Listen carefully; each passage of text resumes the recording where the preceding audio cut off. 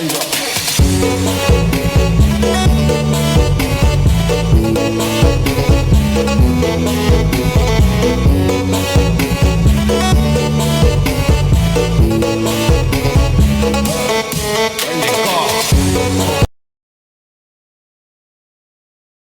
adalah sebuah sistem, artinya bahasa itu dibentuk oleh sejumlah komponen yang berpola secara tetap dan dapat dikaidahkan sebagai sebuah sistem. Bahasa bersifat sistematis dan jus bersifat sistemen.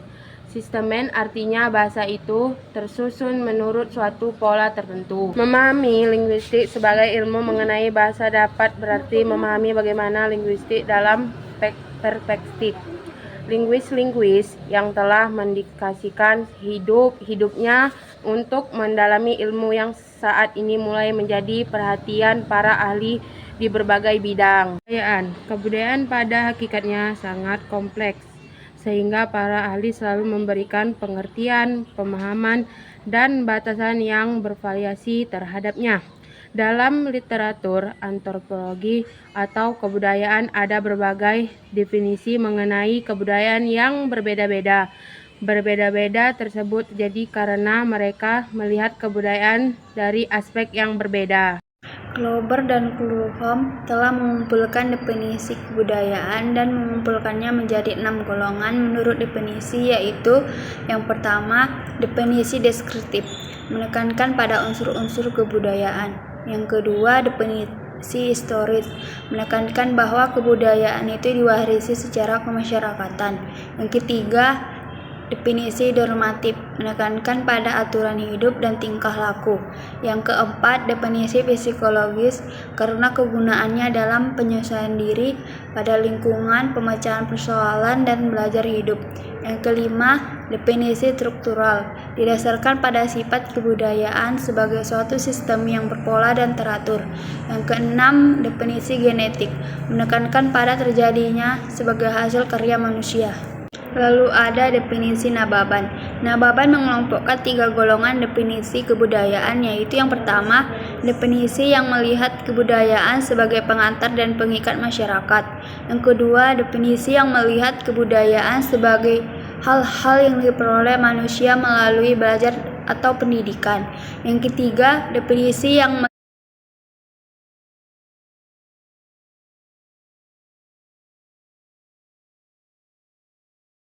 melihat kebudayaan sebagai sistem komunikasi yang dipakai masyarakat untuk memperoleh.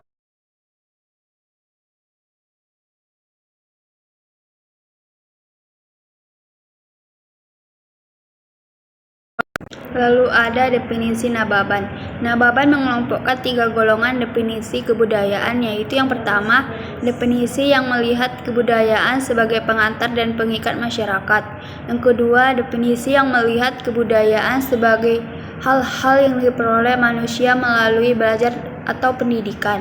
Yang ketiga, definisi yang melihat kebudayaan sebagai sistem komunikasi yang dipakai masyarakat untuk memperoleh kerjasama. Untuk memahami kebudayaan, Koenraad menggunakan sesuatu yang disebut kerangka kebudayaan yang memiliki 2 aspek, yaitu wujud kebudayaan dan isi kebudayaan. Wujud kebudayaan berupa sistem budaya yang bersifat abstrak dan kebudayaan fisik bersifat amat konkret. Sedangkan isi kebudayaan terdiri dari 7 unsur yang bersifat universal, yaitu ada bahasa, sistem teknologi, sistem sosial, dan kesenian. Selanjutnya yaitu hubungan bahasa dan kebudayaan. Hubungan bahasa dan kebudayaan, ada beberapa teori mengenai hubungan bahasa dan kebudayaan. Secara garis besar, teori-teori tersebut dapat dikelompokkan menjadi 2 kategori, menyatakan hubungan yang bersifat subordinatif, di mana bahasa di bawah lingkup kebudayaan, dan hubungan yang bersifat koordinatif, yakni hubungan yang sederajat dengan kedudukannya yang sama tinggi. Yang pertama, hubungan koordinatif. Ada 2 fenomena yang menarik mengenai hubungan yang bersifat koordinatif ini.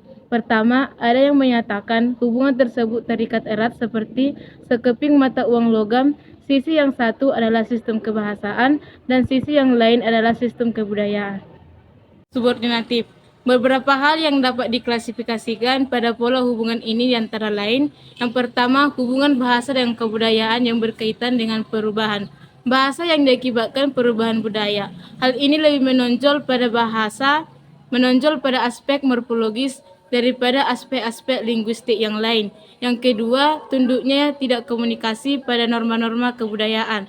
Tata cara berbahasa harus sesuai dengan norma-norma yang hidup dalam masyarakat tempat hidup dan dipergunakannya bahasa tersebut. Tidak laku berbahasa atau tidak disebut juga etika berbahasa. Memiliki kaitan erat dengan pemilihan kode bahasa, norma-norma sosial, dan sistem budaya yang berlaku dalam aspek masyarakat. Bahasa, budaya, dan pikiran. Bagaimana hubungan kedua aspek di atas dengan pikiran? Aspek pikiran sangat sulit digambarkan, pun sulit diungkapkan, kecuali bila diperoleh suatu sistem nilai yang dipakai bersama berdasarkan kesepakatan tak tertulis antara pembicara dengan pendengar dalam komunikasi mereka. Dalam situasi berbahasa, demikian keduanya akan saling mengerti jalan pikiran masing-masing. Jadi pikiran sulit dideskripsi, namun disadari keberadaannya.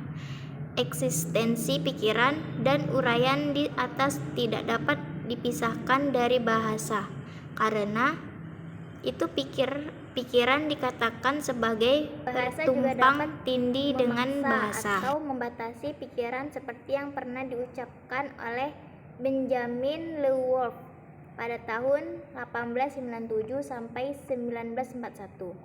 Berdasarkan pengamatannya, Wolf menemukan bukti bahwa bahasa yang dipergunakan sehari-hari sebagai bahasa ibu sangat erat hubungannya dengan keadaan alam kita. Warga masyarakat dari kebudayaan tertentu akan membentuk konsep dan menemukan kecocokan dengan situasi atau kejadian tertentu. Hal ini dapat terjadi menemukan kecocokan dan situasi atau kejadian tertentu. Hal ini dapat terjadi justru karena seluruh warga itu mempergunakan bahasa yang sama, sehingga dapat sama-sama dimengerti. Misalnya, satu Eskimo menggunakan 12 kata hanya untuk menjelaskan peristiwa turunnya salju saja. Orang Inggris hanya mengenali satu kata saja untuk salju. Tidak mungkin dapat membuat perbedaan yang terjadi ketika salju turun. Suku India hobi melakukan penggolongan dari pengalaman mereka berdasarkan seberapa lama kejadian itu terjadi. Kejadian yang bergerak, misalnya kilat, api, meteor, atau segalanya segulungan asap. Menurut suku ini merupakan kata kerja. Simpulannya, bahasa dilihat dari sudut pandang sosiolinguistik, tidak sebagai bahasa sebagaimana dilakukan oleh linguistik struktural atau umum, melainkan dilihat sebagai sarana interaksi di dalam masyarakat manusia.